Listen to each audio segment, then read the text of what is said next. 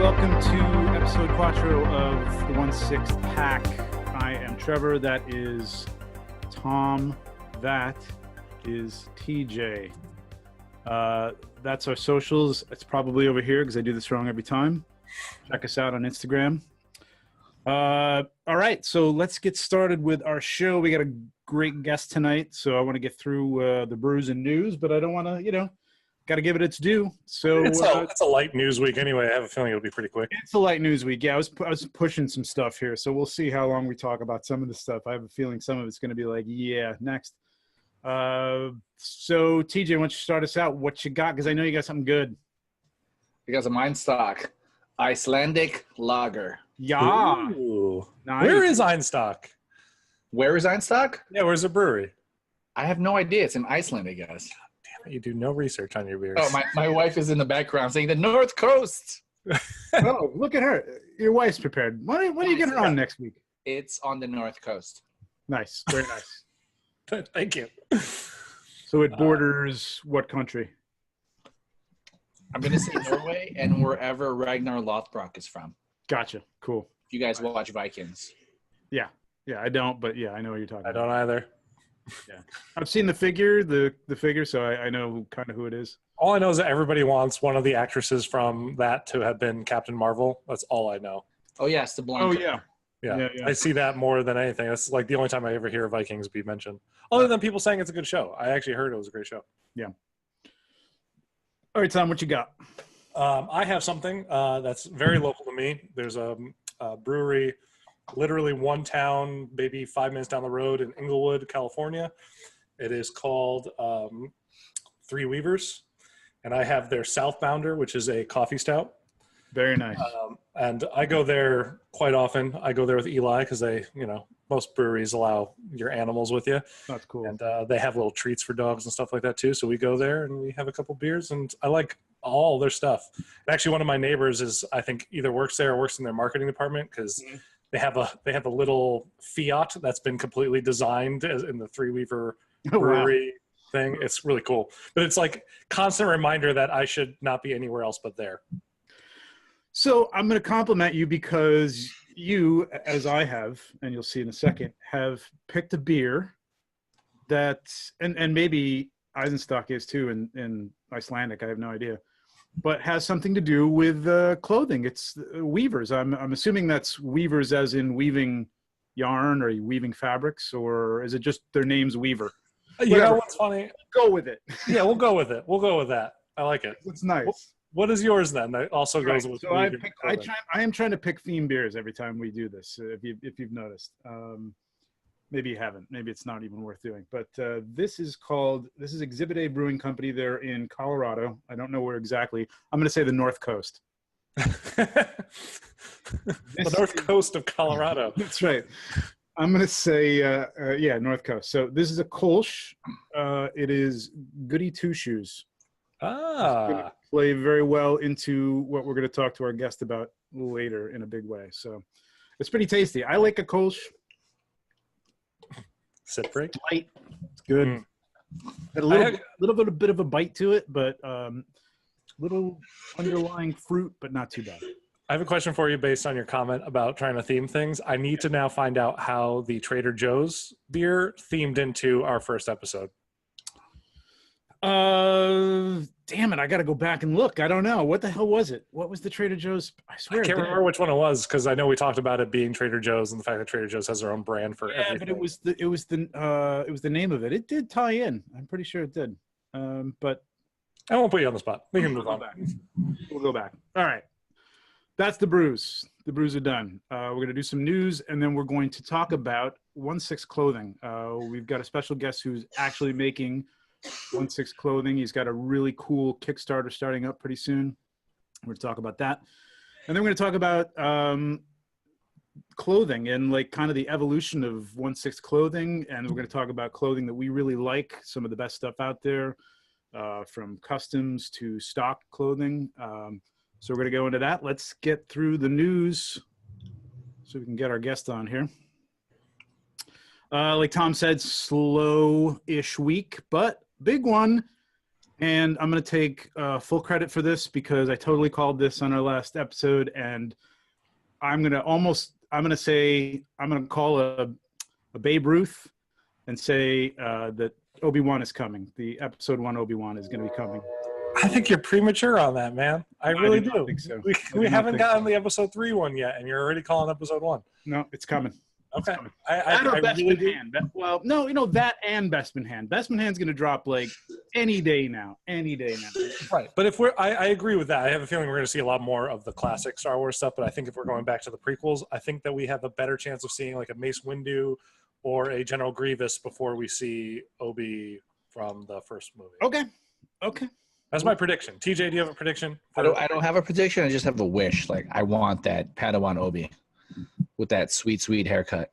He just like that rat tail. Yeah, I think it's going to happen. It'll happen definitely before the year's out, but I really think it's going to happen right around Celebration. All right. Anyway, next month. Sorry. Yeah, 2 weeks from now. I'm going to be there. It's. Oh yes, because it's the same weekend I'm in Utah for the. Correct. You'll be warm in Utah. Well, actually, is it warm in Utah? It is. Actually, it's warmer than LA in Utah. Really? Right now. Okay. Yeah. I'm gonna be in Chicago. It's gonna be like 55 degrees. It's gonna be great. Do you think we're getting more announcements before Celebration, or we're waiting for Celebration? I think they'll drip something out. It's either gonna be that Bespin Hand. They already teased that in the Bespin Leia, so that's coming any day now. They've teased so much, though. I mean, like they always tease things that we just don't see. Maybe ever half the time. Yeah, but they'll tease things outright. But when they show the back of it, like that, well, first of all, Bespin Hand is coming. I mean, yeah, of course. I'm waiting on that Han for my collection personally. Yeah. And I went and bought a custom outfit for that, which is killing me now because it's taken so long to get that now it's the Hot Toys is going to come out. And I'm sure it's going to be fine. It'll be fine. Is it Iris? It is. It's been so long. I don't remember. I think it is Iris. Okay. I don't know. It might be Yunsen. I can't remember. I saw that months and months ago. Yeah, it looks great, but like, why the hell do I need that now? Anyway, Qui-Gon, Mace Windu, Yoda, and Naboo starship holograms, grappling hook, comlink, and lightsaber. $235. TJ, what do you think? Pretty good value. I really love Qui-Gon's character. But I don't know if I'd buy it without that Obi-Wan. Like, it would be such a standalone. You wouldn't buy it until the Obi-Wan comes out. It's tough. I mean, like, $235s are a pretty good value for like what we get now. Yeah. But I would like to pair it with Obi-Wan. What if you got Kid Anakin? Would that satisfy your need for a partner figure? No, that would not satisfy anybody's needs. However, Darth Maul. That's what I was thinking. I mean, my pre-order has been in. Granted, I haven't put a payment on it yet because I don't know why Sideshow waits for right before the figures was to drop before doing the payments. Yeah. I feel like he's a great compliment for Qui-Gon. Yeah. All right, you guys convinced me. I'll get it. You know how much I like the prequels, so I've got to pick it up. You'll have 5 of them. That's right. Well, I'll have 2 heads anyway. It looks great. Don't get me wrong. It looks great. But definitely Liam Neeson. I just think the head's a little too round, a little wide. I can't put my finger on it. There's something off with the face is 5% too small or something on the skull, or vice versa. One of the two. I can't. Well, I got something for you too. What you got? This sculpt passed my wife test. Did it? Well, yeah. I can see that. It does look enough like Liam Neeson. Oh, definitely. Yeah, it's him. It's just yeah. I mean, there's that lighting right there looks great. So it could be a lighting issue. It doesn't seem like his nose is right though. I saw a lot of pictures breaking down. This is the one that threw me off. Like other ones looked like it and straight on. I don't know. I think his head is too wide. He's a thin guy. I mean, it's his face. It looks great. I'll pick it up. I'm sure. He looks good. We were talking about what were we talking about, TJ? We were talking about a boy Anakin and a. We talked about boy Anakin and that. As opposed to girl Anakin. What are we talking about here? Wait, what? Oh, young Anakin. Okay. It's like boy Anakin. There's, as far as I know, Anakin's been a boy in every iteration. But Kid Anakin, okay? Kid Anakin and C-3PO 2-pack. That's something I could see. I can see that. That would be I kind had of cool. the stupid idea of was it Watu? Yeah, Watu. I don't know. Like, I'm sorry. Like, I wasn't drunk yet when we were driving, but Maybe a Watu Jar Jar. That's a good thing to admit that you weren't drunk yet when you were driving. That's great. thank you. God, what do you like, the cops? Yonkers Police, you can ease up. Yeah. All right. Now, This this is is cool. interesting. Ultraman anime version. Now, Tom, I know you're into anime. I know Ultraman has not been anime before, right? It's live action. I'm not going to say yes or no on that because knowing the like any kind of property coming out of Japan, I guarantee you there's probably been some anime version of that has come out at some point. But the traditional thing that we know of Ultraman is live action. Right. So this is Netflix. This is like coming out the 5th of April or something like that. Yeah, so really soon. I'm looking forward to that. Looking forward to seeing what it's all about. Some die cast here. I think it may be the hands. I could be wrong. They're not flexible. They look like they are, but it comes with a bunch of different hands. 3-0 typically does the feet, I think, die cast, right, for stability. Oh, for a lot of heavy the time. Oh, Yeah. nice. Okay, good. I just got their Bumblebee, right? I just got Bumblebee, the DLX Bumblebee, and it's his whole lower half that's die cast. They're so heavy, but I tell you, no matter where you put him down, he's completely stable because of those. Are you loving it? die-cast feet. We could talk about that off camera. I had an issue with my specific order. I'm waiting for Sideshow to get back to me on some things. But yeah, I think he's a beautiful figure. Okay. He's not technically, I guess technically he might be 1/6 in the way how Optimus isn't really 1/6 that Hot Toys did. Oh, that's But true. Yeah. He's that scale because he's 8 inches, but Bumblebee is smaller than all of the other Autobots. Okay. So next to a 12-inch Optimus, he'd be the right height, I think. Oh, I see what you're saying. But next to a human figure, no, not even close. Right. He should be way, way bigger, right? Like a 1/6 Bumblebee should be way too that's big. true. I never thought about that. That's true. I mean, I don't know why. I don't know. It just never crossed my mind. Because they do market that as a 1/6 figure, which is odd. Oh, do they really? I always saw it as 8-inch. It's just like wasn't Optimus marketed Optimus was marketed as well. But yeah, I think they actually did say 1/6. I'm talking just trying to do this on memory. Yeah. So on light up eyes, chest, and those blades that are on his arm, $129. Is that price correct? I believe so, unless I'm looking at that as just a pre-order It can't be. price. What's that? 129 is way too cheap for this. That's amazing. I don't know. This is what it said on the site, so I'm going on this. Somebody correct me if I'm wrong. I was a little harried today, so maybe I read it wrong. I mean, somebody want to look it up or? I am going to look it up. I'm looking it up right now as we're talking. Super articulation in this, though. I mean, it looks really, really. It just looks really cool. I was never really intrigued by that old. I mean, I love guys in rubber suits too. Those Japanese shows with the superheroes and and of course Godzilla and stuff. So, but I never really got into Ultraman. But this looks hot. 129. I can't believe it. That is absolutely correct. Isn't that insane? That's nuts. Light up features, die cast parts. All right, even if it's just the feet, just a figure. Forget it, man. I got to find out, like, with the points, 40 points of articulation. I was going to say maybe it's not as articulated as we think it is, but 40 points of articulation is insane. It's flexing all over the place here. It looks really, really good. I don't know how they're doing this. This is shocking. That is a hell of a steal for that figure. Yeah. The only thing I think is maybe they're getting a deal on the licensing or something because they want to push this. It's coming out before the show. I could see making some sort of deal like that. When you want to get this thing out there, you want to get it popular. These are the usual people, 1/12, 1/6 collectors. Yeah, but I mean, there's 1/12 scale figures. Like my Darkseid Mezco figure was like almost he's $60 more than this figure. That's crazy, and he's just like a 6-inch figure. And even going back to the Bumblebee that I have, that's 8 inches. I think that was 140, and that was also from 3.0 or 3A. But under the 3.0. Yeah. Brand. It's crazy. That is a really good price.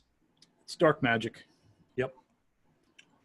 Yeah, but look at, I mean, this looks really hot, man. And there's the articulation that I've only got like 4 pictures here, but if you go onto the site and take a look, yeah, got some great posing. It's very much an Iron Man-esque Ultraman. Oh, yeah. Oh, yeah. This is not the Ultraman I grew up with. I did watch Ultraman, the Americanized version. Which, Yes. Yeah. Did it have the kid that was on Sequest? Is that who was the Ultraman in the American version? Do you remember who I'm talking about? I know who you're talking about, but I don't know. I couldn't tell you for sure. I thought it was, but maybe I'm wrong. I never saw the American version. No? I didn't know there was an American version. Yeah, he would like log into his computer to become Ultraman, and then he'd fight on like a digital realm or something like that. That's right. It was bizarre. It was very strange, but I liked what few episodes I watched. All right. That's Ultraman. Check him out. There you go. Like right That's there. a very Spider-Man pose. Right? All right. This I had no idea what you were talking about when you said this. I'm like, so I totally threw this in because I want to try and like expand out from just the superhero stuff and all the stuff that you see all the time. There's a lot going on. There's a lot of these, you know, not unlicensed, but no license original figures and stuff out there. We talked about one last week. This is Flag Set, who like I think I've seen before do some of this sort of, you know, apocalyptic character stuff. I mean, yeah, it's another chick with tactical gear and it's apocalypse and stuff, but I thought it looked kind of cool. Yeah, the clothes look really well done. All the detailing looks really nice. But the face looks pretty good for a cheap. I mean, $154. You know, you get a lot of gear. It's a lot of, you know, we're talking about clothing today. It's not the greatest tailoring, but you know, the downfall is this dog, which is just a slug. like dog. It's total ass there. That's awful. But hey, you look at it as like a free dog. Sports underwear that they had to put on the on the bullet points. She's got sports underwear, guys. So there you go. She's ready for anything. All right. But yeah, you get a lot of crap here. Like that you could. I see these things as like customized toys. You know, you buy them for $150 and you make them into something else or take some pieces from it. She would look great next to like a Metal Gear Snake figure or something like that, as like someone fitting in that world. You know, I know a lot of people that kind of just like collect army style or post-apocalyptic kind of style things, and she fit perfectly in all of that stuff. Yep. Yeah, I'd love to do some more of that stuff. I'm looking at that stuff like. Is that a bald cap? So that's what I was talking about. She has 2 scalps, not 2 heads, 2 scalps. There's a scalp with hair, and there's a scalp where she's bald. Okay. All right. I missed that. Well, it is the post-apocalypse, so, you know, chances are there's some radiation going on. They should do something, though, where it has, like, some cool tattoos or something like that on it. So it's not just, you know, the Sinead O'Connor kind of look, which might be a little bit too old of a reference for half the audience thinking about. Yeah, but, you know, that's for you to customize. Yeah. You can just draw your tattoos on. So that TJ, this might actually fit in with some of your like Colonial Marine kind of style characters. You know, kind of. I mean, like the camouflage looks great. You know who that sculpt reminded me of though from that first shot? I can't remember her name. The girl from Fringe. Oh yeah, I know exactly. Yeah, Olivia Dunham or whatever was the character's name. Nice call. There you go. First one. That show. Yes, very much so. So I don't know. Interesting. Thought it was interesting. Slow news week, so I thought I'd throw it in there. Very. I mean, there are other things that happen. Like we were talking earlier, Nero from Devil May Cry 5 got released, and you know, there's obviously some unlicensed figures that came out and stuff like that too. Oh, yeah, plenty of those. And one of these days, maybe sooner rather than later, we're going to have a whole huge discussion and stuff, and we're going to talk about some of that stuff. I mean, for talking about just 1/6 in general, it'd be remiss not to touch on those releases, I think, as they come out, if we're just talking about general 1/6 stuff, because that is, I mean, a chunk of the market share, maybe. I don't know. I think so, too. I was being sensitive to your needs, Tom. No, never be sensitive to my needs. I totally get it, because, I mean, some of it is really blatantly, you know, ripping people off. And as much as, not to get into a huge discussion about this, as much as some of these people cry about Sideshow doing what they did. This is taking, money away from people.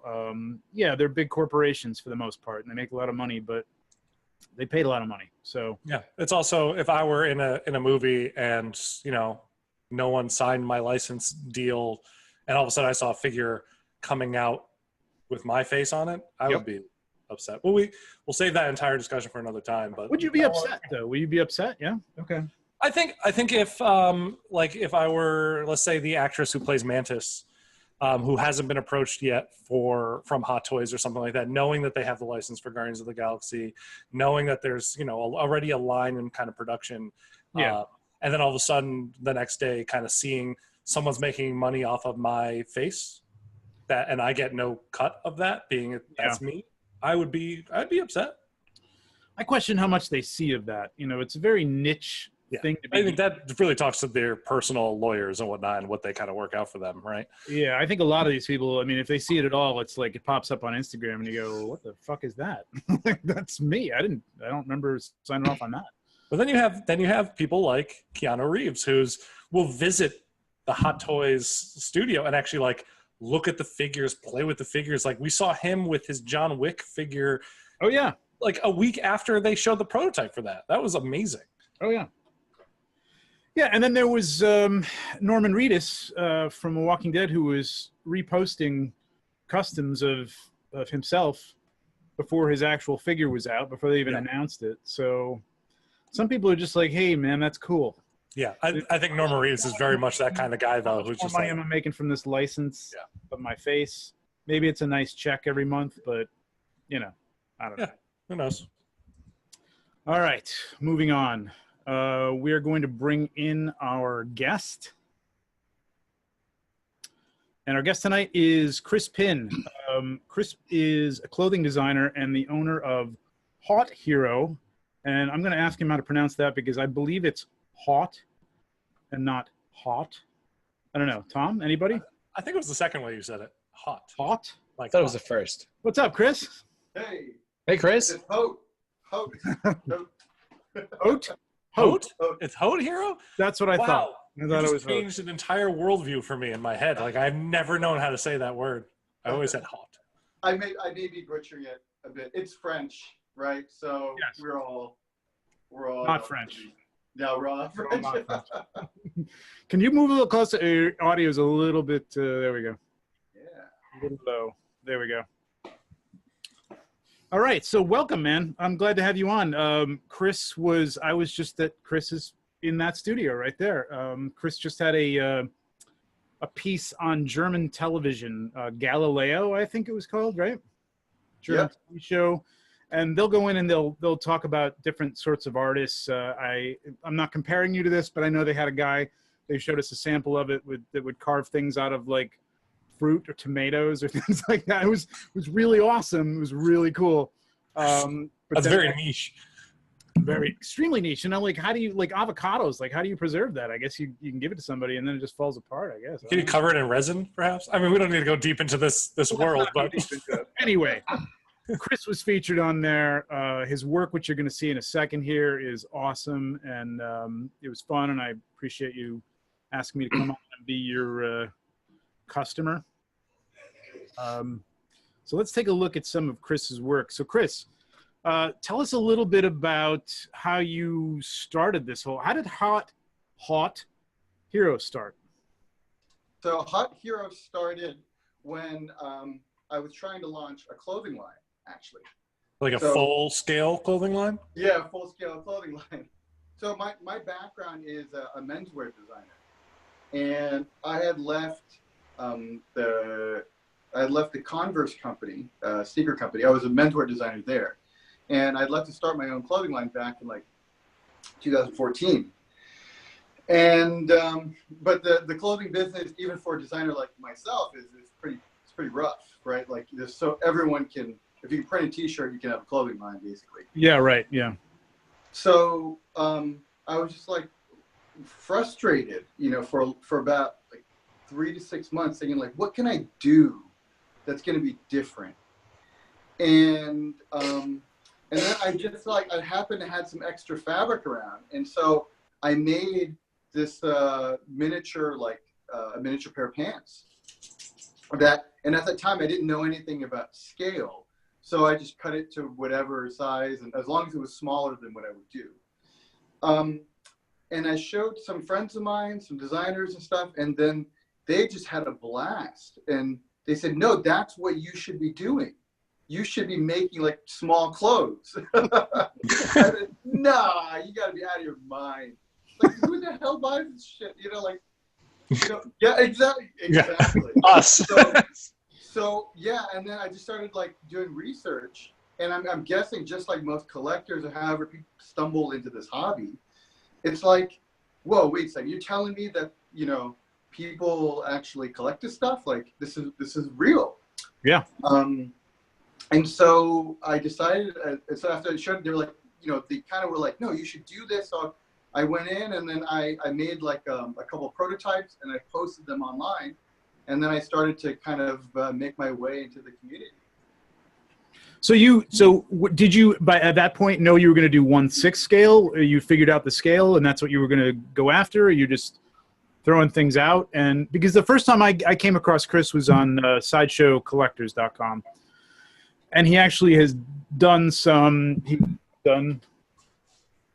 clothing right here. Oh, Obi-Wan outfit and one of my 3 Anakins.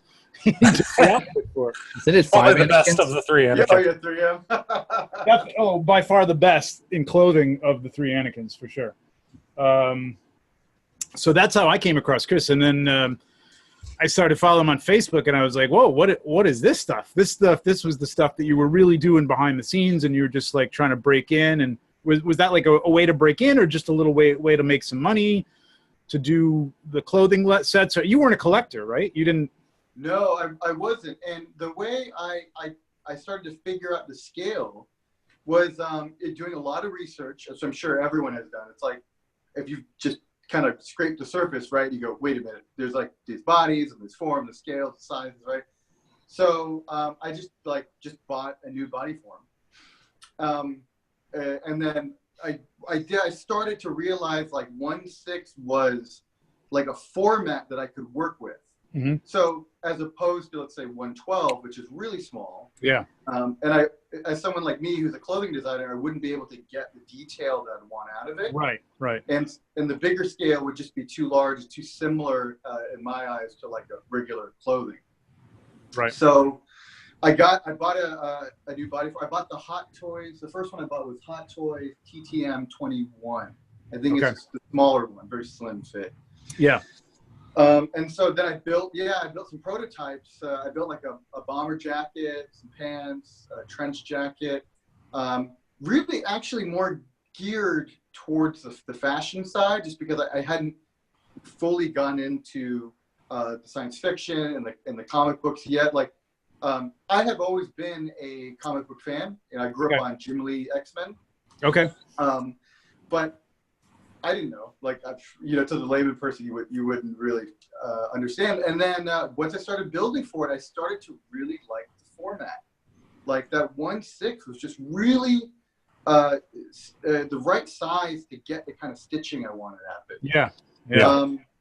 So I posted on Sideshow Freaks, and I had a few collectors kind of come out to me and say, hey, can you, just approach me all different kinds of projects. Okay. But Gotcha. particularly, I had, I think he's Memphis Mayfire, I believe. Shout out to him. Oh, yeah. He approached me to do some leather boots for Anakin. Right. So Which I are thought, awesome. that's interesting. Like, no one is, why isn't anyone doing this? So I just said, okay. I'd never done shoes before. Oh, really? Oh, you hadn't done shoes up to that point. Okay. Yeah, no. I would not believe that looking at when I saw your site and I saw your page and everything like that. The sneakers are what blew me away. Oh, yeah. Where do you see the sneakers? I mean, you can see a little picture of them there on the screen, but I mean, there's not enough light on these things, but the detail, and they're all leather, and they're really amazing. Yeah. It's amazing. Thank you. The sneakers will blow your mind. I mean, again, you can see them there, but I got a bigger picture coming up pretty soon. You know what? I have a pair. Let me grab. Oh, yeah. It's funny because looking at these sneakers here in my head, all I'm thinking about is like, now I want to build a Miles Morales from Into the Spider-Verse. I'm like, these sneakers are perfect. Exactly. These are like basically the first ones I did for Anakin. Those are the Anakin ones. Yeah, the Anakin boots. They even have the magnets. At the time, some collectors had a metal base, so they want to put them on. That's great. Yeah. Now, how do they attach on? Do you fit the leg into it? Is there a peg inside, or is that thought of? Yeah, so there's actually a foot inside, and Trevor would know about this. That slides, and there's like a kind of like a ball joint sheath, and then it clicks in. And so that's how we were able to figure it out, because you're right. What I've been told by when I started working with Memphis to get like a couple of these runs out was the collectors are having a hard time getting boots because you just can't put them in, right? Yeah. Like, or you have to rip the foot out, and it's a whole other ballgame. So that's how it started. Started with the leather boots, really. And then, so I had never done it before. So we just said, all right, we figured it out. What else was there to do? That's awesome. And then just kind of moved on from there. You jumped in 1/6 feet first, in other words. Exactly. I'm sorry. We'll let it go, Trevor. Thank you. I won't. And neither should anyone listeing to this. It's one dad joke per episode. That's all. Yay, dad joke. So I want to go take a look at some of the stuff you've got here, just even up in front of us right now. The sneakers, the bags, the tote bags. Bags are beautiful. I've always wanted a travel bag like that myself, but maybe I can get one for my figures instead. Yes. And then, let's touch on it since I got it up on the screen. You've got a Kickstarter going. So tell us about the Kickstarter. Like, what is the Kickstarter going to be? So the Kickstarter is about launching my original concept, which is to have like a 6-scale clothing line, basically. Okay. I always wanted to develop like a fashionable action figure, mainly because that's my background, right? So I was a menswear designer. Yep. But also living in New York City, like there's this big street art scene going on right now. With different artists from like Cause to back in Hong Kong is Michael Lau, which is I think is the one who started, kind of kicked off a lot of this. So my goal with 1/6 is kind of like to take over the fashion scene, but at the 1/6 scale, basically. And doing, I think what was great about doing the kits for Star Wars was that it really gave me like a good practice as to how to develop really high quality pieces. Yeah. Especially for collectors, because collectors are really demanding. Yeah. And they want quality over, quality and accuracy. So, So going back to the Kickstarter. So I'm going to launch it on April 19th to fund a collection of original figures inspired by like street fashion, sneakers, t-shirts, tech wear, like you see on the board behind me. Yeah. And to start to show that in the Lower East Side, in Chinatown, and in the downtown area of Manhattan, and start to build like this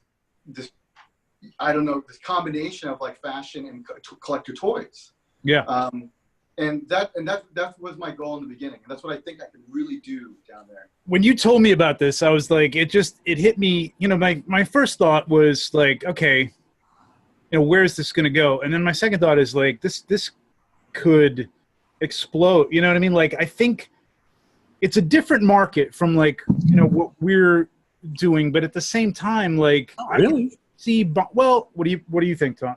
I think that I can see a lot of people buying like let's say this outfit specifically, or something very similar to this for like their Tom Holland figure. Like put that Tom Holland head sculpt on here, and then they have Peter Parker like in very nice, like trendy kind of streetwear with like matching sneakers, very stylish, the bags. I see, like, I mean, we come at it, the three of us mainly come at it from a photographer's point of view. And I know a lot of photographers that have 1/6 scale figures that use those, what are the Ashley Wood styled figures? I'm thinking of Miss Binkaboo specifically right now in my head, where she does like these kind of fashion shoots with them. But I was like always wondering where she kind of gets those clothes from. And I didn't know like where, and now kind of seeing kind of this kind of stuff, like I get it. I know, I could see people doing fashion shoots with their figures and kind of stuff. That's kind of what I was getting at. I could see people buying this stuff for, like you said, like the Spider-Man figure, but I can actually see people collecting nothing but this, like maybe within this community, but outside of this community. You know what I mean? Like somebody who doesn't even know what Hot Toys is. You know what I mean? Yeah. Seeing this stuff on the street, in a museum or in a show or something like that, and just like I want to, and I think you could take this and probably make the large size clothes too to go with it. I'm telling you, like I told you, I think you can, like in Japan or something like that, where people would want to have their doll and dress exactly like the doll that they have with the exact same clothing. Oh my God, huge! Just like it could be huge. Yeah, it's funny. I have a couple of friends that, similarly enough, were shoe designers. They started at Reebok and they kind of work at other places now. But I go to their house and they have an entire shelf of tiny little prototype sneakers from Reebok. But they're not scaled for 1/6. They're not scaled for figures. They're scaled for, like, you know, models that you kind of send off to production and China. And I think that they're actually maybe baby size or something. Yeah. But I'm always in there. Every time I go to their house, I stick my fingers in there and I kind of just like walk around with like all these shoes, which I don't think that they like, but I do it anyway. But like, yeah, but they're not figure collectors at all, but they have a collection of these tiny shoes. And it's like, the fashion transcends the scale. Yeah. Yep. It's super cool. And I mean, even just sneaker collectors themselves, I can see being obsessed with having the tiny version of that sneaker that they collect, you know? Oh yeah. So, I mean, it's cool. I mean, is that kind of like, are you thinking, is this as a springboard for human sized clothing as well to? Yeah, Trevor, you're you know what? And what's so amazing about it is like, the way I see it is 1/6 is my avenue to get back into fashion. Okay. But by doing it that way, I can pull these two, you know, different but similar art styles together. Absolutely. And then bring like a brand out there in New York City, Japan, wherever in the metropolitan, that just knocks the socks off of anything out there. Yep. Because. And it's what I realized too. It's the two cultures that make the biggest difference too. Because like the collector community, you know, what they demand in terms of quality and in terms of design is something that they're willing to talk about, right? Like what we're having this conversation right here. You know, you don't need a big brand to come here and set this up. Like you guys do it because you love it. Yeah. And on the other side with fashion is as far as I had been in the industry for about 5 to 6 years, and I had started to see it dwindle in terms of how people responded to the products and the brands and the connection there. So what I saw was 1/6 scale as a way to bring back that connection to fashion that used to be like a cult situation.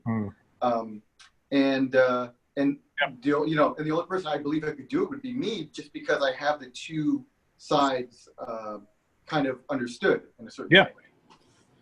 Yeah. I mean, it's the thing is, and we're going to see that as we go on and talk about some of the other clothing in this genre. It's gotten incredible. I mean, it's really, the tailoring has been just improving markedly over the last 10 years. I mean, we're going to look at stuff from 2010. I pulled some shots, and holy moly, can't wait. It's 10 years ago, man, 8 years ago. Big stitching, big buttons, you know. I mean, people just weren't, and I want to talk to you about that too and see if you have any insight into that in terms of what factors may factor into that, but we'll get to that. But I do want to. You can just look at Barbie clothes from way back when, right? Where it's like nothing fit right, everything was kind of correct. All the folds were bunched up like this, and we're gonna talk about that for sure. Tell us about these sneakers. So I watched you make these. If you want to see how he does this, the production, watch the. It's on YouTube now, right? Galileo. It is. If you go to my Facebook or you go to my Instagram, okay, there should be a link to it. And what I can do is when it gets on YouTube, I will put the link into the description. Yeah, we'll put it in. We'll put it in the comments too. We'll absolutely link to it. But you can actually watch. What is that? A laser cutting machine that you've got? This monstrous thing in the corner. That's right. Yes, I have a hobby. Funny, it's a hobby laser. That tool has been invaluable. Is so much like I actually for about a year I went to a local technology lab in the West Village in Manhattan, and I had to learn how to use a laser machine. Where they had a really professional one, like industry one, down there. And at first it was a little intimidating, but as I started to use that technology, I realized like, whoa, for miniatures and for scaled work, like. The tools are there. Yeah. And a lot of people have not caught on. Because normally that would be used for what? Small accessory items, or, I mean, you can use the laser cutter for a lot of different things, but in terms of fashion, gloves or something like that, something small like that, right? Or yeah, it was mostly was for design work. So like you'd etch a pattern on. Oh, okay. You would cut out a different, like maybe you wanted a vent on a garment, or something usually elaborate would go onto a laser machine. A design. However, but in an accessory like a wallet would be a good example of cutting laser. But what I believe the industry hadn't caught on to was using that in terms of a scaled modeling and collectible work. Yeah, and it was something I would. I was going to ask you, is this even a thing? I mean, in terms of like designing a piece of clothing. Would somebody go to this? Is this done like this at all ever? Or I've never seen it done that way. You know what I mean? Like, I mean, if you're going to design a car, you go in and you cut. I mean, I don't know. With CAD, I don't think they do it anymore, but I think they may. They might. They do the clay thing, you know what I mean? And they carve it out. At least the commercials they do. The commercial, I was going to say, I think that's what commercials tell us that they do. I don't know. Really, it's some schmuck with a CAD and like a big beard and. But anyway, you see that thin artist guy cutting the, but they used to do that. So I don't think they ever did this in fashion, cutting a little pattern. And I mean, it's kind of a waste of time, right? Because the pattern has to be done twice, but now you can just literally shrink and enlarge a pattern to whatever size you want, right? I mean, to some degree.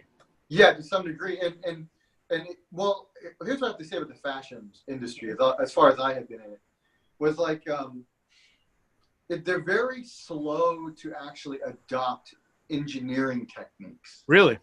At the manufacturer level, they'll probably do that. Like if you found a big factory in China who was doing product for Nike, you'd probably see it, right?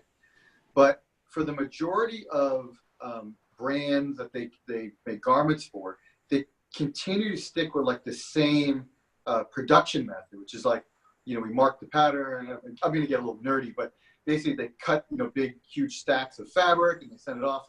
And that's fine, like whatever. Yeah.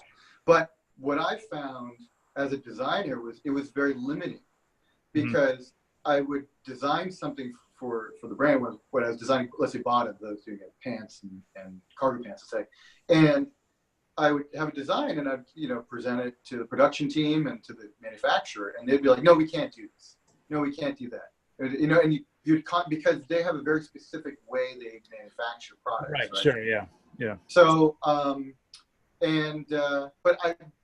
what I found was as a person who was trying to and is trying to launch a brand, that it doesn't work the same way for a small startup. Like you have to be very dynamic. I mean, probably way more dynamic than they would believe is like feasible. Mm-hmm. Because going back to the creating a scale work, it's like to stand out in this competitive landscape of fashion, you need to build something that no one else can build, basically. Right. You know. Yep. And to go back to where you're saying, like, in fashion, they will tell you, yeah, we have this new fabric or we have this new technology we're working on, but it never really materializes, mainly because of the cost problem, which is like, oh, well, the factory doesn't want to add the LED circuits to the clothing, Right. you know. Yeah. But so coming back to this, and I'm going to show the sneakers here. Yeah, we're gonna. Let me hit pause on this. Oh, those are the bags. They're insane. I mean, You you did not hit pause. You hit the other button. You hit play. play. I mean, I wanted to, unpause. Oh, Sorry. I thought you were going to make him full screen to show the little sneakers that he has in his hands. No, I got a picture of him here. I don't, Tom, I'm not going to mess with until we practice. I don't know if that's going to work. So I paused it earlier and tried to bring us all full screen, but that didn't work. Okay. So I don't want to. Technical, yeah. But I do have a really close-up picture. I do love the detailing that you put in the soles. I noticed that in that very first photo that we saw and some of the photos on your page and on your site. There we go. It's like the detailing in the soles is immaculate. Now, those aren't done in rubber. Like, those are also fabric? No, they're leather. Oh, they're leather. All leather. Yeah. Or at least. So here's a crazy tip. We gotta give people a little tip, all right? So rubber, right, when it was developed, was actually supposed, like latex. It's supposed to replace leather, right? Skin, because skin is really expensive, right? But the opposite is also true, that leather can look like rubber, right? Because they're so similar in its regard. So like, I mean, I don't mind either or material, just kind of like what I had at the time. I had different thicknesses of leather that I was working with when I was building the Anakin boots and Obi boots and so forth.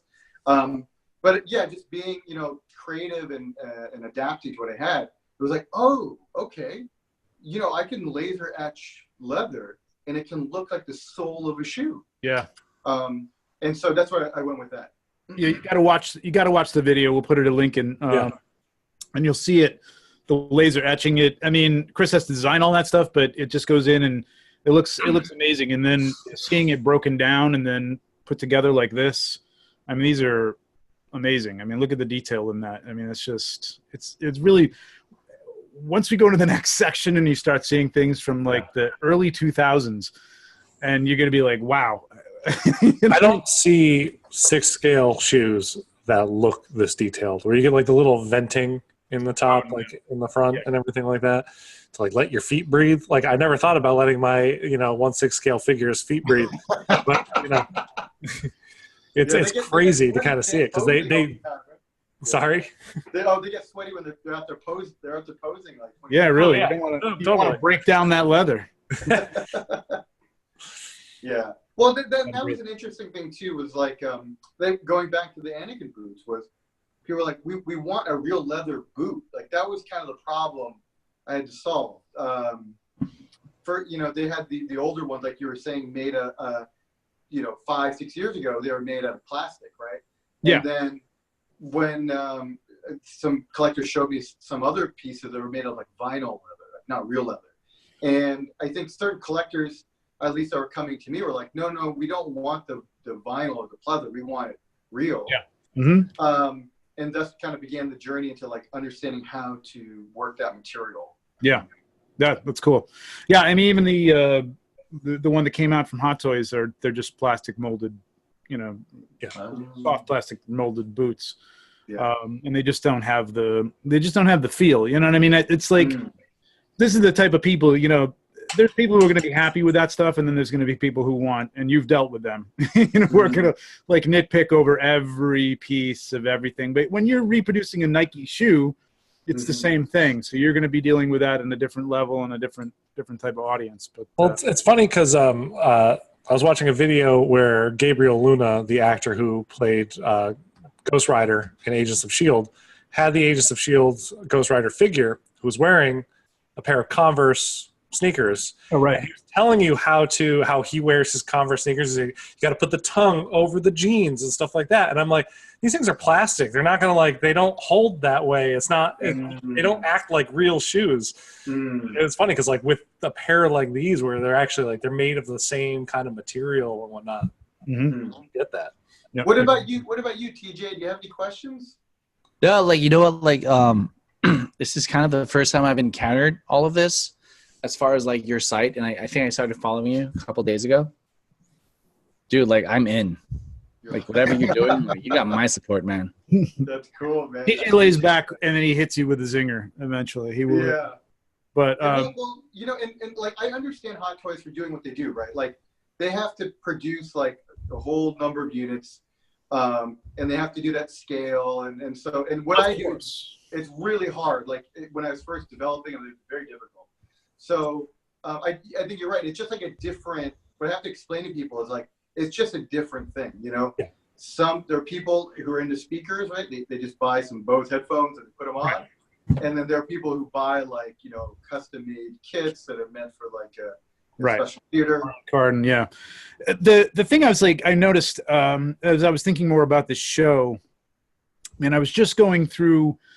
I just did a review for the Sherlock and Watson, the Victorian versions from Big Chief. Now, Big Chief, they've improved a little bit on the clothing. They're starting to put magnets and things in instead of those big giant snaps that they used to use. But there's something about a suit, the way it's made, it's not scaling down from a human suit and the way that's made. There's a stitching on the edge, and you're aware of Yunsel and Iris at this point, right? Okay. Mm-hmm. And Cato, and it's just you have to adapt that to that scale because it just can't be doubled up. You can't have that overlay seam, whatever it is there. And I'm looking at it, and it's just it's why is this so thick? And they're just not doing it the same way that. And I'm sure it's a cost reason. I'm sure there's something about the amount of work that needs to go into that seam. You know what I mean? As opposed to just we flip it out, we seam it in the middle, and then we flip it over, and there's your edge of your. But it's too thick. It's too thick at 1/6. It doesn't look good. Whereas you get something from Yunsel and Cato, and it looks like they shrunk down, a Brooks Brothers suit. It's that's the key. I mean, it's like going to just a department store and buying a suit off the rack versus having a custom tailor make a suit to fit you. Yeah. There's a major difference. And I think it's the same thing when you're talking about someone who's doing a lot of things for production and whatnot, kind of coming off. It is that buy it at the department store kind of rack thing versus where you have Chris here making stuff tailored, very fine, detailed, he's paying attention to all the lines, the way things fold in on themselves. And yeah. But the key to this will be, and what hasn't happened yet, and maybe this is you, is, higher level of production. You know what I mean? I know Yunsel's got people there hand stitching things, and Iris too, I mean, maybe she does them all herself. I don't know. But, it's ramping that up. And I think that's sort of what you're aiming at, I think, with some of this production and getting things cut by laser and, so that would be really cool. It's funny because when I was studying in fashion school, I actually apprenticed under an English tailor where we did, it's called a bespoke tailor. Yeah, yeah. And you're right on the dot, which is when you're doing it that way, every stitch you can control because you do it by hand. Yep. And also you're very conscious of seam thickness, which is what you're referring to. Right. And I commend Yunsel, and I've seen Yunsel's work in person. Commend Iris as well, and Cato. Yeah, he's on the level. They understand that, which is so incredible. How to really minimize. The collar is the most challenging part, even on a real suit. Exactly. Right here, how that lays is a very specific technique. You have to stretch out the fabric using an iron, and you do all this stuff. So wow. When I look at Yunsel's work, and how she gets just the lapel to fold is really incredible, because those things really make a difference. See, that's what blows my mind. When I first got into customs, I looked at this stuff and I went, I'm going to spend how much on a suit for my doll? Like, I don't have a suit that costs $500 right now. Spend on a can of beans though. Yeah. With a spoon. Yeah, but then you get them and you look at them and you go, well, okay, I get it. I understand, or you eventually understand like what it is once you see it next to something that should be good. Like, again, I hate to pick on Big Chief. They came out with the James Bond, and that suit's an iconic suit, and it just needed to fit correctly to look right. You know, the figure stands there, and even just standing there in a straight pose, shelf pose, museum pose, whatever you want to call it, it's got to lay right, or it's going to look wrong. And they just didn't have first of all, they were using the giant snaps so you couldn't get the vest closed, and so the jacket didn't close tight, and so he, gave him a different profile, and the collar, like you said, the collar is huge, and their shirts just don't lay down. And that's not just them. That's a lot of companies that have things made mass produced. I mean, it's just, they're going to do it the easy way, and it's just not going to sit that way. You can't do it. Yeah, totally. That's why the laser cutting for me was so pivotal. Like, once I started learning the technology and started understanding it and realizing where I could kind of take that, to your example, Tom, about the perforations in the shoe. Now going forward, like I plan on working with and training other seamstresses. It kind of in Made in America and local area. Nice. And the benefit of cutting with lasers, I can cut all my pieces almost identically. Right. And so if I can train them, or if they're trained well enough, they can start to construct those pieces, knowing at least that the pattern and those components will fit most of the time. Right. Puzzle. So you should get a uniformity across everything. Yeah, technically, it does depend on who sews it and all. It gets sophisticated, but sure. A suit. That's why I got a lot of requests for suits, and it's so funny that I never really.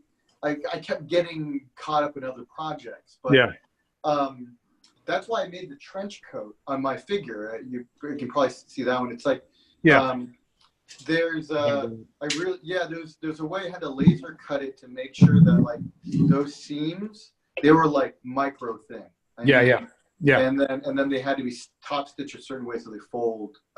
Right. And the material, but laser cutting, and I think that's what makes me different from Youngstown and Iris, at least as far as I've seen their work, is incorporating that technology allows me to be a little bit more consistent on certain aspects. Yep. And then certain details. Definitely. Very cool. That is awesome. I mean, we're going to talk more about this because we're going to go through some actual, 1/6 clothing. This is our discussion part. We're going to talk about 1/6 clothing. We're going to talk about, let's get the best custom work that we like, stock work that we like, a little bit of the history. I hope I didn't go too deep on this. I'm just going to kind of whiz through it, but so history lesson time. History lesson. So G.I. Joe, Hasbro. I like those MFers, man. They own everything. They bought this thing 1963. From what I read, there's a guy, I forget what he was. I don't think he was an importer or something like that, a licensor or something. He developed the idea for this. He brought it to Hasbro, what was Hasbro at the time, and sold it to them for $100,000. And these guys are still making a mint off G.I. Joe. And they told him, you're going to make a fortune on this. And I guess he made $100,000. Hopefully he invested that well. But this is kind of, what's that? So probably not. Probably not. Back in 1963? No, I don't think so. I mean, $100,000 in 1963 was a shitload of money. Oh, it's a lot. But I mean, I don't know many people who invested their money wisely back in the early 60s. Yeah. But yeah. That's a story for another time. True enough. True enough. So probably died penniless somewhere telling everybody he invented G.I. Joe. You took it so far to a dark place. But this is sorry. So just a little history here of why it was called action figure. But this is the basic clothing. I don't know what those hands were for. I think they were to steer trucks or something. I don't know. But giant buttons, big stitching. But I gotta say, like, we'll take a look at some stuff that came later on. It wasn't too bad for the time, you know. No, this looks better than some stuff I've seen recently. Exactly. So, I mean, they're dealing with the bodies that they had, which were those, you know, overly barrel-chested, tiny waist things that, you know, probably 1963 Charles Atlas style body. Kicking sand in your face body, exactly. So that's what every kid wants, because he wants to grow up just to be like. They all want hands like this. Yeah, I'm not sure how you even The crab claws. I remember having a G.I. Joe like this. Like, I think somebody gave it to me, and I wasn't sure how he was going to hold the gun or anything. It was really kind of nothing better than the Kung Fu grip. I mean, that was the greatest thing ever. So that's kind of where it started. I mean, that's like the first 1/6 stuff that really came out was G.I. Joe, and that soldier aspect of it has lasted a long time in that scale. So, and then 21st Century Toys, like, speaking of like looking better, like this thing pales in comparison to those early G.I. Joes. It just it's pretty terrible. But this is awful. This is where what is this? This is what am I being forced to look at right now? This is 21st Century Toys. This is like one of the military. They had a moment, and they were creating all these military figures, different costumes and things like that, and. You know, it wasn't even G.I. Joe quality, but these were 12-inch figures. So this is where tailoring was at the time. Pre-Hot Toys, pre-Sideshow. I could hot glue some fabric together and make it look better than that. Listen, man, just correct. Custom paint job, you're good.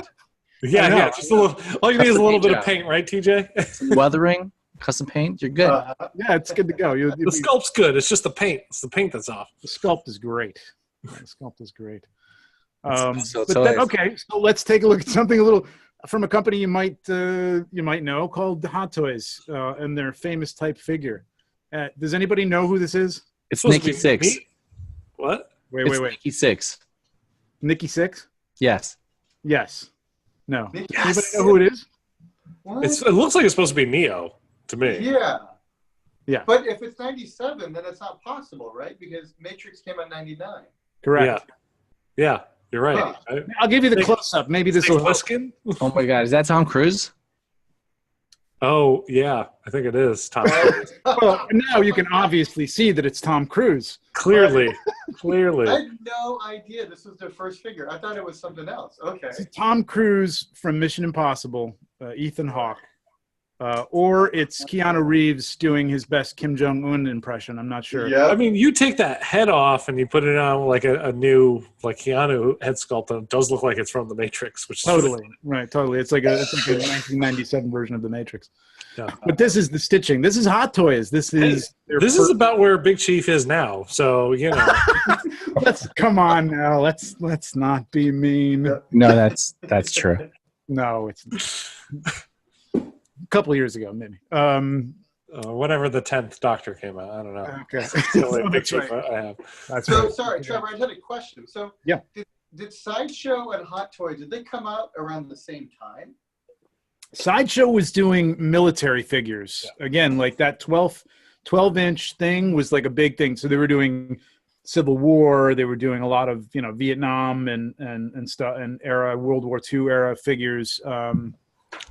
As far as I know, I mean, correct me if I'm wrong in the comments. Tell me I'm an idiot, but that's what I remember Sideshow as. And actually, Sideshow had a lot of stuff out prior to Hot Toys having things out. Like we'll see, they were coming out with figures as well. But 1997, actually, it wasn't too much before 1997. Actually, I think it was right around the same time. So we'll see some of those beauties too.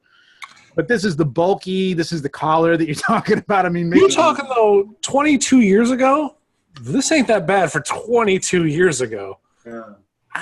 Not that I want to think about 1997 being 22 years ago. But 22 years ago doesn't seem like, you know what I mean? Like it's not the difference between 1950 and 1970 for me. I don't know. No, you're right. You're right. Not that I was around there, but like when you look at 1950 from history, and then you look at 1997, it's like, damn, we're on the moon. It's like it's like. I mean, Trevor got to see the Big Bang happen and like live from now till then. So you know.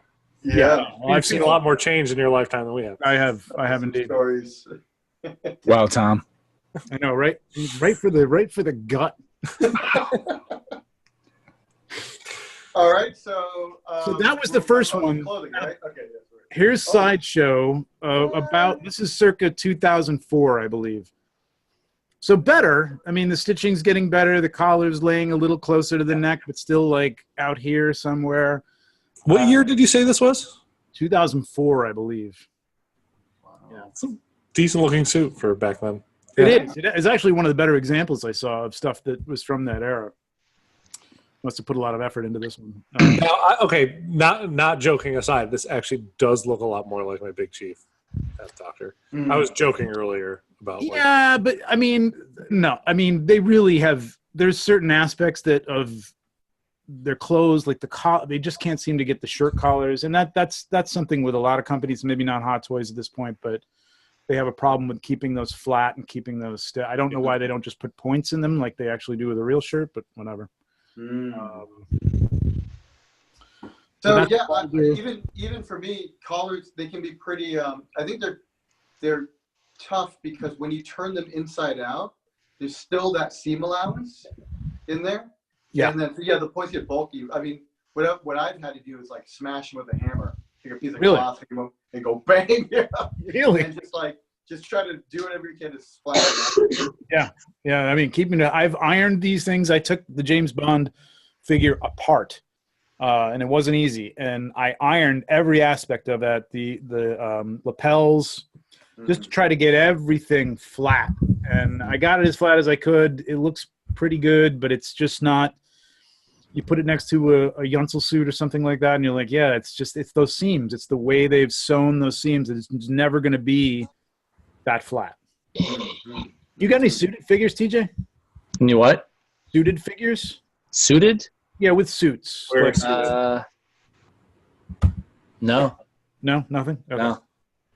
You don't have this Tony Montana here? Is that what that's supposed to be? Oh, this is Pizza Face from Spaceballs. Oh man, he's definitely had too much of that white powder. Yeah. He looks like a cockroach. Yeah. But again, the same thing. In the skin suit. Just big pockets. It's seeming getting a little bit better here, but you look at the pants. The pants are too long. It's and he's got a cut on his neck. Apparently, he's got a little. I actually think that the Molder looked better than this figure. Absolutely, yeah. I think this might have been a little bit prior to that, maybe a couple. Oh, okay. I'm not sure, but only by a couple of years. I thought we were going ahead in time. I mixed some things up just to keep you on your toes. This might be going back further a little bit, 2001. So, again, they're dealing with these bodies, but you look at these bodies and not to go on, but we're talking about clothing, but not even as good as the G.I. Joe bodies, or about the same as the G.I. Joe body. Yeah. The big barrel chest and everything was tailored to that. So the tailoring is going to suffer because of the underlying body, but big chunky, stitching. And so that's kind of what I was going to ask you, Chris, if you knew anything about, I'm sure it's just a matter of having the right tools for production in China or Korea, or wherever these things were made at the time. Yeah. Yeah, I think at a custom level, it is quite difficult.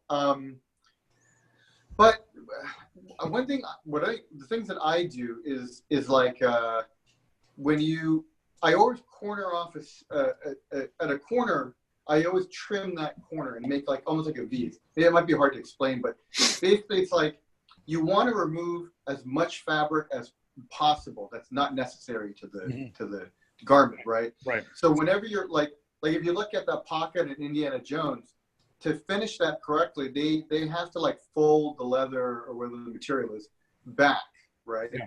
So what you can do is you can cut little slits, V-shaped slits into that pocket. And again, I mean, I use a laser, so it's a little bit different from most people, that I can get that accuracy. Gotcha. So then when you fold it, you remove all the excess fabric. It's almost like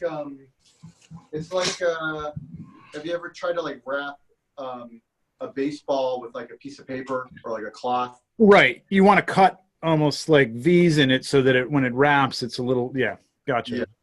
Boom. So you take it away, yeah.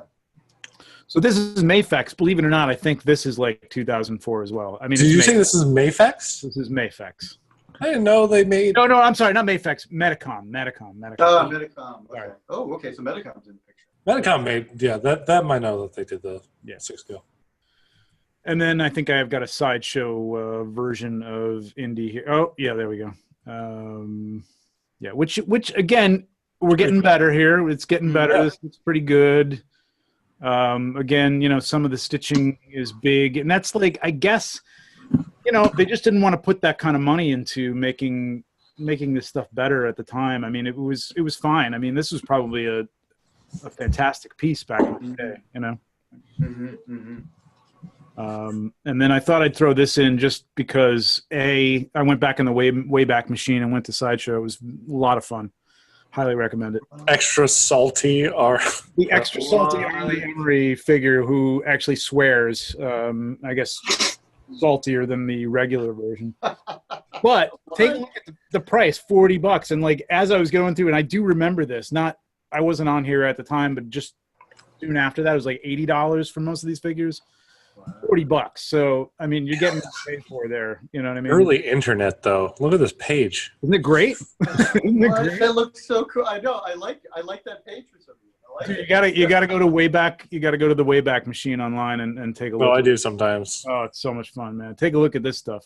The stuff that they have that they were selling, it was unbelievable. Cool, Fantastic. So yeah, so that was the 1990s to the 2000s. I'm gonna quickly go through the 2010s to the present. They started getting a little bit more stitching. Now I have this figure. It looks okay, but again, this is like 2011. You know what I mean? It's still the big clunky stitching, and Yeah, you know, the stitching not looks great. very heavy. And then this is like a year. Now this is Hot Toys. That was Sideshow. This is Hot Toys like a year later, I think. maybe. Now that looks really fucking good, actually. Yeah. Excuse my. Yeah, that's a really, now you're getting the tiny stitching, you're getting those details, those little buttons, those actual, you know, scale size buttons and things like that. I'm sure these jackets are falling apart today. I'm not sure. Oh, I don't think any one of those jackets looks like this. Yeah. Oh yeah. The crow. Yeah, that one. I do have the crow and it's holding together, but if Oh. you're in Indonesia, it's falling apart. So They're done. Yeah. it all depends on. Looks great though. I mean, yeah. Right. The Yeah, detail- and then you get into things like this, where this detail on here. I mean, it's really taken a turn. I mean, I think once the superhero movies started coming back into play, they really upped their game in terms of clothes. You had to. You really had to for this stuff. Yeah. Oh, I love that one. It looks great. You know, still, again, a little bit thick in the lapel area, but a whole lot better than, you know, I think this might have been 2013 or 14. Is that figure really that old? I think that's that long maybe ago, it's but 16, still. maybe it's 16 or 17. I don't know. I don't remember. Because even the face sculpt, I know we're talking about clothes specifically, but That was a great face sculpt. Yeah, Yeah. That was one of the early Hot Toys that we were like, oh wow, damn, that's really good.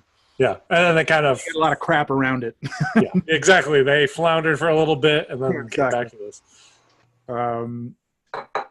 And then now, like, this just blows my mind. This more than anything, I think, just amazing. And we're going to talk about this because I think this is one of Tom's picks in terms of clothing, and it's just like, it's insane, man. I mean, look at the little detail on that little middle part of the edge of the cape. Edge of the cape, the cuffs kind of blew me away a little bit on Yeah. him. The pleating, It's the pleating. It's in all the pleating. amazing. It's some stitching in the inner tunic area. Really, yeah. There's a lot of detail.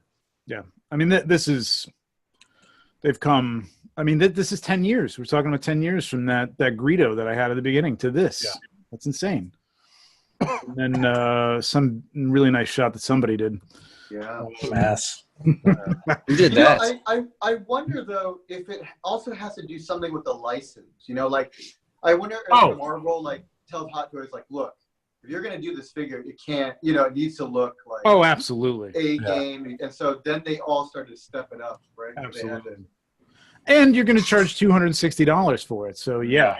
But I mean, I will tell you, after getting this guy specifically for This is Tom's $260, shot. yeah.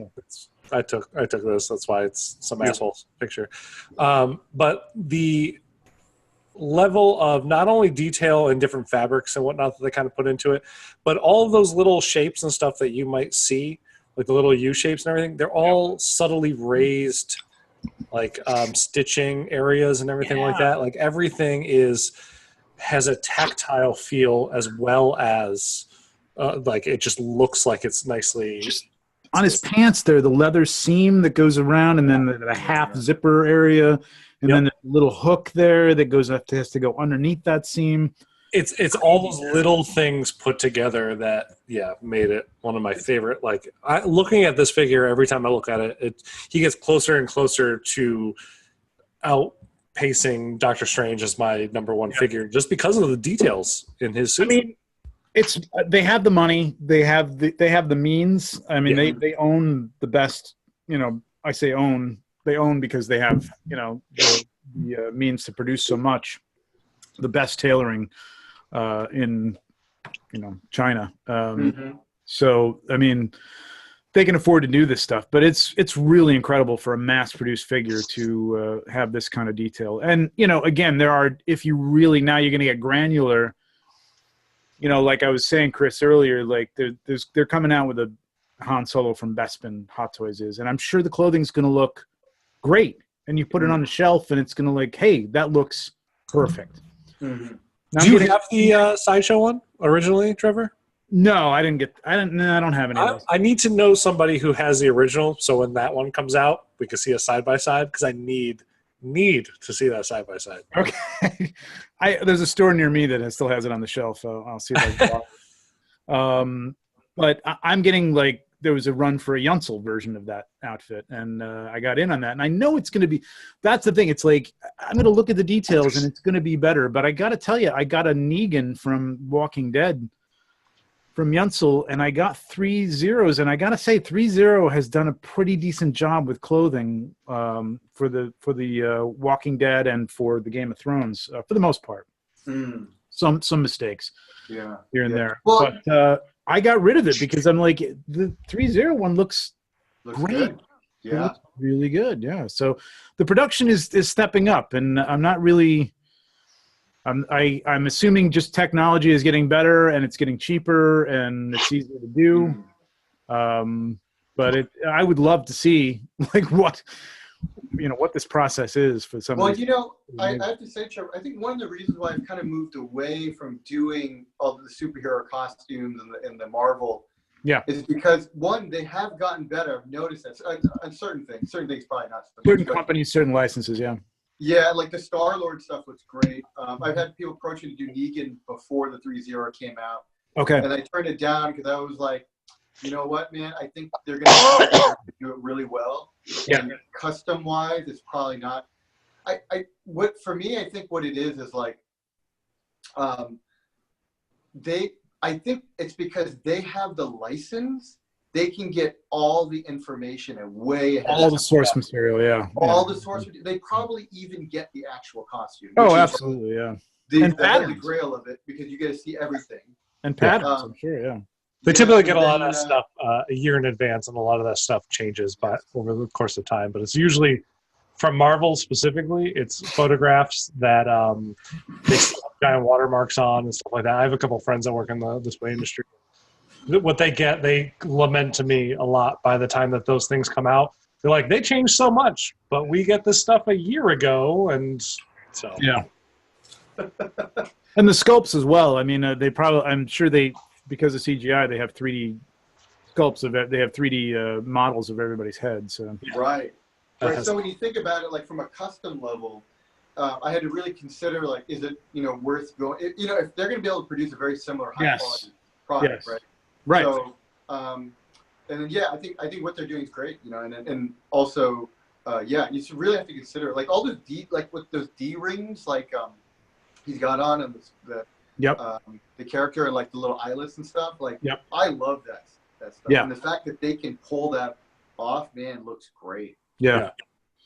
Yeah, but that's why I think you're going down the right path, because I mean there is, there's always going to be a need for people to make pop culture stuff like that Yancel and Iris and Beto and things do. Characters that aren't going to be made, or I guess that people can't wait for. I mean, I was in that game for a while. Like, I can't wait, you know. I mean, honestly, it was your thing. It was like Anakin, you know what I mean? Like, they're not coming out with Anakin. I got to get an Anakin now. I got to have him now. And then they came out with one. And of course, it's not as good in terms of clothing, but it's out there now. So I'm done with that game because I got burned too many times on that. But I think what you're doing is there's definitely a big, I think there's a market for that, and it's going to be interesting to see. It's really going to be stuff. Ooh. TJ, You okay, TJ? you get to talk. Yeah, he talks. Are you going to talk now? So tell us about the Colonial Marine. These are we picked some of our favorite things from customs to stock, and this is TJ. So tell us, TJ, what is this? Sideshow? Sideshow. No, the Colonial Marines were made by Hot Toys in, I think, 2004 or 5. Okay. But I ended up customizing a bunch of them in 2013 when I started getting to this hobby. Is there another picture? Yeah. With the actual like uniform? Yep. Okay, so that was made by someone called Men of Arms on Sideshow Collectors. It was very true to the cut and the look from the movie. Okay. And I had a very hard time finding more than one. So what do you mean? So is this custom clothing or is this Sideshow's clothing? So the armor is custom. Okay. Everything. So the body is some like Hot Toys TTM something that I thought like fit well. All the accessories are custom. This was not a figure. No, this was a figure, but like I've replaced the head sculpt. Oh, I gotcha. I've replaced the uniform. Okay. I've replaced some accessories, and I replaced the body. Gotcha. Yeah, it looks amazing. What we're looking at is kind of like a kit bash of a bunch of different things kind of put together. Yeah, so like the core of it is like the armor, because like I couldn't find that anywhere. So what did that look like when it came? Was it fairly plain or just a little bit, few little? It looked nothing like the actor because that was Hot Toys back, like 2006, and the armor was nowhere near screen accurate. I actually like Tom Cruise at all? Any more than Tom Cruise? No, it looked like Keanu Reeves. So just use that sculpt over and over again. Yeah, it was terrible. I mean, he's my favorite actor. Not really. Yes, but maybe he is. Keanu or Tom? I think you know this now. Keanu. Oh, Keanu. Okay. Yeah, he rides the New York City subway. He does nice things for people. Like, Yeah. I hear he does really nice things for people, yes. and he can kill people with a pencil. So, Yeah. And I believe it. I've seen those behind the scenes footage. He researches everything he does. Mm-hmm. Look at this.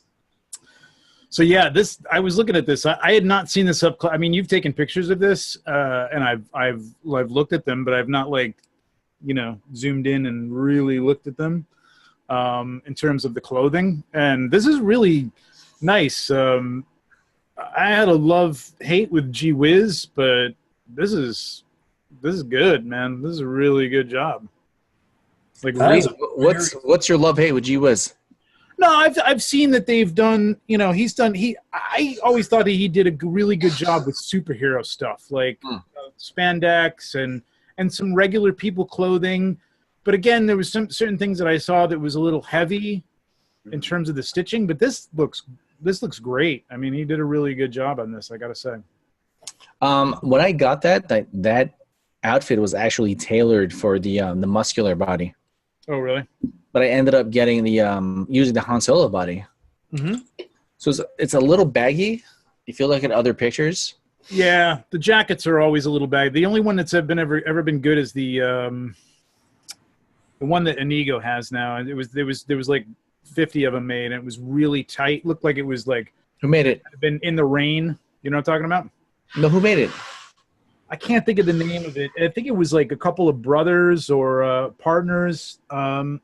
And they made them a long time ago. I can't remember the name of it, but it's a really nice looking jacket. It's probably one of the better ones. I can't believe I can't remember the name of it because I've seen it a million times. And that's an M. Fisher strap in Whip, by the way. The strap kind of blows me away how thin that is, and the fact that it retains.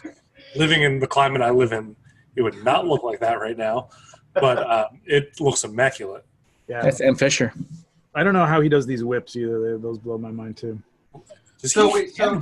Fisher, he specifically does like leather accessories and Yeah.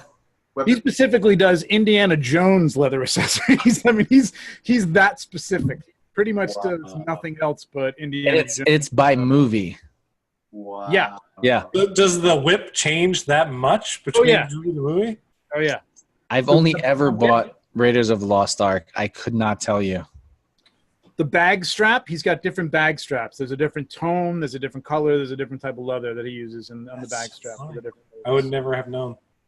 You gotta delve into the world of the Indiana Jones custom sometime, man. It's like Sounds like a deep dark hole. I don't want to. Yeah. it is madness. It's madness. It's like a cult, huh? Indiana just cult. Oh my god. But yeah, man, this looks great, man. I mean, this is a really nice outfit. They really did a good job on this. All right. Trevor. I knew. Oh yeah, I love. Do you know Asmus, Chris? You know? Yes, I've actually met them at Comic-Con before. Very cool people. They, super nice they guys. have the Lord of the Rings license, I believe. Yep. Super nice guys, and I think they've been knocking it out of the park with the clothing. I mean, this is some intricate stuff for this, quasi-medieval looking clothing here, and it blows my mind every time I look at this stuff. I mean, just Would you say that Boromir is the best of all the Lord of the Rings stuff? I don't know. I had a hard time picking between this and Thorin, actually, because Thorin was really the only thing I don't like about Boromir, and it's not because it's the leather looks a little thin, but it has to. You know what I mean? You can't really. It's tough to do, for this scale. But the under chainmail looks great. This all looks the sleeve looks amazing with the little details, the gold details, and I think that's stitched on there. I don't think it's printed. The gold? Yeah, I don't know. Are you talking about the gold being stitched? The little gold florets on I think the sleeve is printed, but I think the florets are actually. I don't know. I could be wrong. That is insane. I mean, they do have these a kind of ink that can stand a little bit above the cloth, like it won't seep in. Okay. They call it a plastisol. Okay. That could be. But that looks like it has some kind of foil in it. I don't know. Maybe some. It could possibly be. Yeah. Mm. Yeah. I'd find it hard to believe that it was stitched, but I don't know. I mean, I guess if you made enough of this stuff, I don't know how they do it because they sell these figures relatively cheaply in terms of one. Excuse me. Yeah. Thank you. Bless you. Bless you. Thank you. But yeah, I mean the fur and everything, all the details, the little what'd you call it, Tom? Filigree? The filigree is a very specific thing, but yeah. Yeah. Really nice. The buckles, everything that they do is really, really nice. This is Iris. This one blows me away just because of the detail in this jacket. Looks great. It looks like a Carhartt jacket. Yeah, the suit itself is This is what I'm talking about. The lapels on the suit. If you could see them a little bit better here, but you can't. They're just nice. They sit flat. They're tight. There's no seam showing. It's really good. Yeah, they roll really well. They roll over like a real suit. It's just. I'll whip through this, no pun intended, because this is Yunsel's version of that suit. I think Gee Whiz did a great job, man. It looks really, really good. So, I mean, there's nary a difference here. Wow. I think yours just fits better. The jacket's still a little big, but, it's a tough thing to get. And then Tom, more beautiful pictures from Tom here of the amazing Doctor Strange. Yeah, the Doctor Strange just... When I opened up that box and saw the detailing of that figure, Doctor Strange being one of my favorite characters of all time, it was just like I was taken aback. I lost my breath for a second. It's like all the different the levels of stitching that go underneath and things are kind of overlaid, so there's a depth to the entire outfit, and just the patterning that they kind of picked for the inside of the cloak that matches the one from the film. Yeah. They must have I don't know how they made that fabric. They must have They can print that, right, Chris? I mean, I know that Iris and Yunsel have printed, I had a Tony Soprano that they actually printed a striped Italian designer shirt onto a white piece of whatever material it was. So yeah, there are companies out there that do fabric printing. The trick is though, you can't print on a dark fabric. So whatever you print, if you want, let's say, white stripes, right? You actually can't print white stripes on a dark color fabric. Right. So you would have to get a light color fabric and print. Right. The whole thing dark. Right. Yeah. You know what I mean? Like, and that's what I'm so, like, it blows my mind when I see it too, because you have to think about like how the process by which they created the pattern. You know, I don't know if, I mean, like, if I was standing far away, I would have just assumed it was a weave. But they could very well be printed on. I know it's very dark in here. This is actually printed. You can't see a damn thing here. There we go. So these stripes were actually printed on the shirt. So I'm assuming this is a light fabric, and she went through like a dozen different versions of this to get to this, get to match these colors. Am I looking at Tony Soprano? What am I looking at right here? Yeah, Tony Soprano. It is. Okay. The Soprano figure? How about Ghoul? Nice. I did not know he had a Tony Soprano figure. To your point, it is very hard. Color matching is actually quite difficult because when it goes from screen to actually printing on the fabric, and I've had this problem too, you, like for blue, you probably have to print like 5 blues because you're never really sure which blue is going to match. Yeah. Well, I know that stripe going across his chest, that's definitely printed on top of the fabric. So that at least is that one color. Oh, I see what you mean.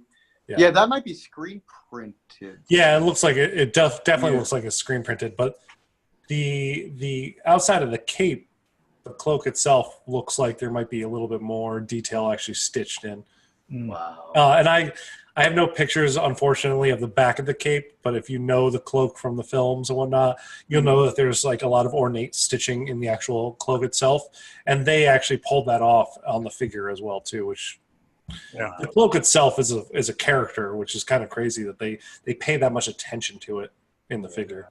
Yeah, it's incredible, and it doesn't feel bulky or anything. Not at all. The only thing that feels bulky about it, and this goes back to where they actually, I think they rectified that with this Joker figure specifically, is the collar. The pop collar in Doctor Strange is a little bit thicker.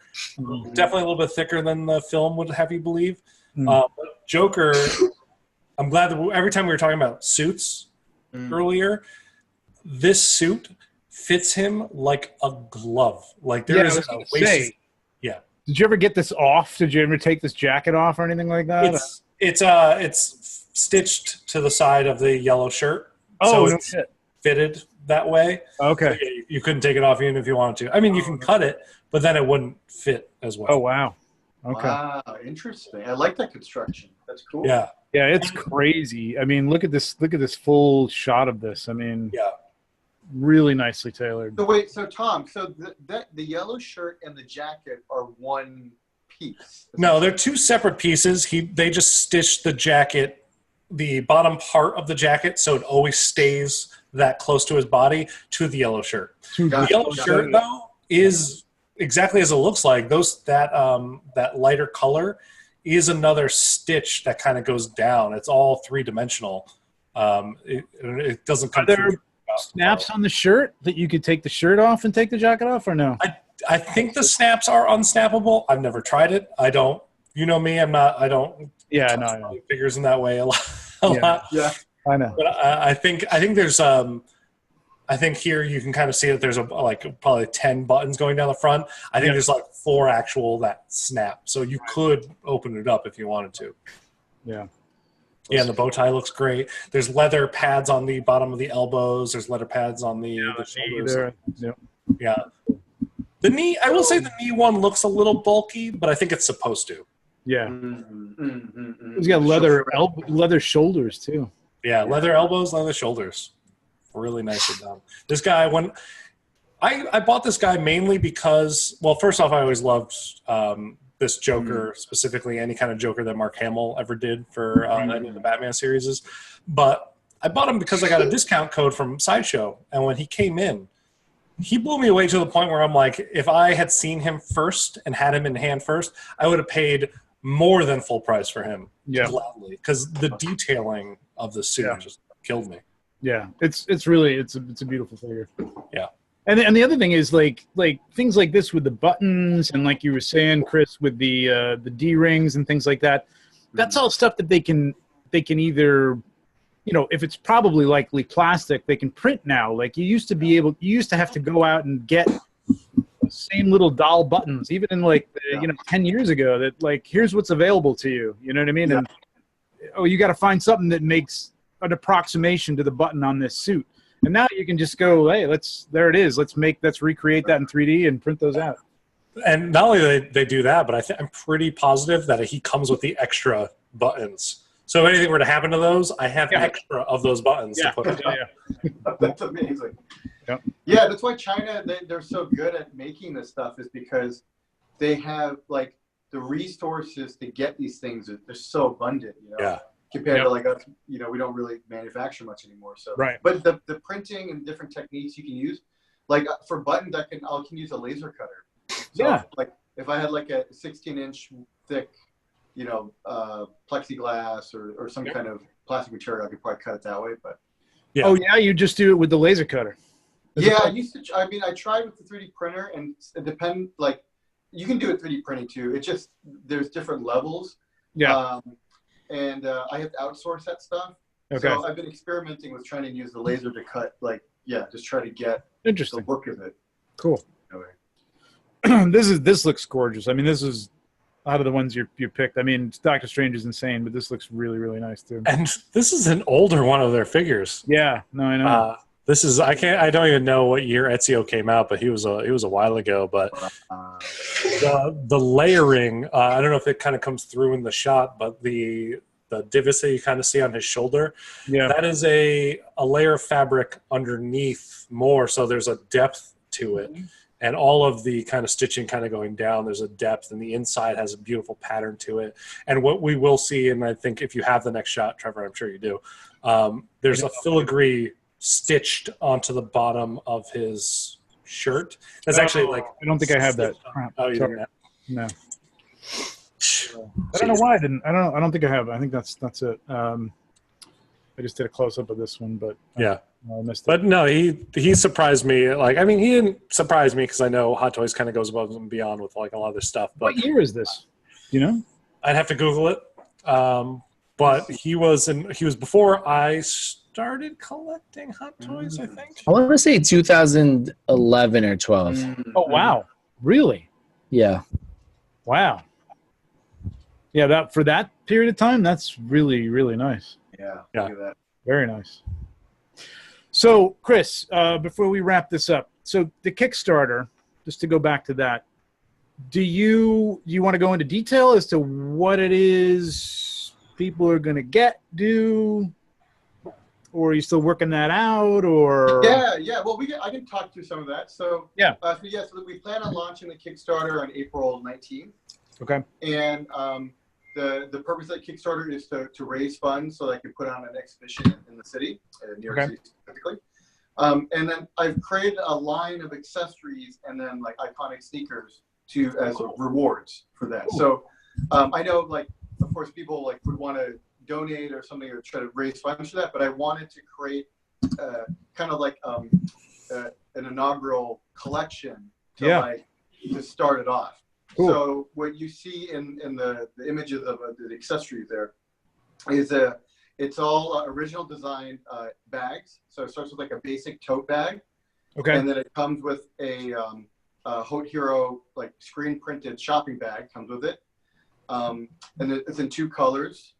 And then the next one is the duffel bag. So like Tom was saying, there's the leather one. It's 100% leather, all hand dyed. And the other 2 are a green and a brown duffel bag, and they're more of the classic style. Like a canvas type of thing, yeah. They all include the Haute Hero logo, which is laser etched into the fabric. Nice. And I started with accessories because unlike clothing, they can fit pretty much any 6-scale figure. Yeah. So what I figured would be really cool if people who supported the campaign, who were collectors, they could like own a piece of a limited edition Haute Hero bag and just display it along with their whatever the figure they have. You know what I I can mean? see Spider-Man swinging through the streets of New York holding Haute Hero. Yeah. I would. Exactly. And you know what? To that point, I would be the only fashion brand that could say that Spider-Man actually rocks my brand. Yeah. And you doing the sneakers too? Yeah, so we're doing sneakers. We're sticking with the Air Jordan 1s. Sweet. Because I've already developed those pieces and kind of got the colors and kind of figured out. Cool. But there will be limited edition as well. Nice. And they will come with a shoebox and a shopping bag as well. So, Oh, that's awesome. in the bag, it's funny. I never thought I would like shopping. Like, what, why would? But for whatever reason, it just adds this level of experience to it. Oh yeah, absolutely. Yeah, I loved when I saw your shopping bags the very first time I saw your stuff. I was like, these are really cool. They're just like just shopping bags, but it's really it's a shopping bag, and you pull your little tiny shoebox out of it, and then you take your tiny shoes. Yeah, it's that parody to real life that I don't know. It's that it's that weird combination of real meets this kind of small scale that's just really kind of cool. It's like I think that's why we're attracted to this hobby, as it all this stuff as it is. It's just a tiny version of stuff we love. You know what I mean? And it's like if you're a fashionista and you like shopping for fashion, this is going to be right up your alley. It's going to be really cool. And that's where we're going to start. So that's what the Kickstarter campaign is to really try to make that little beachhead in the city. Yep. And pull the two together, so the fashion side, the streetwear side, and then the collector side. And then see what happens. I don't know 100% what's going to happen. How each is going to take. In response to it. But I'm pretty confident it will shake things up in at least in the realm. And that's my goal. My goal is to I want to change the brands and the fashions here, and like because of you guys, like people collect this stuff. It's so weird, but it's so awesome. It's like there's no other thing like it. Yeah, it's true. Absolutely true. And I think it's really going to break through because, listen, you got the Germans interested in you. So, that's all you really need right there. I look forward to the day, Chris, where I go to one of your gallery openings, whether it be in New York or here in LA, where I can see a 6-scale figure rocking an outfit, and I can go to the back and buy that for myself as well as my figure.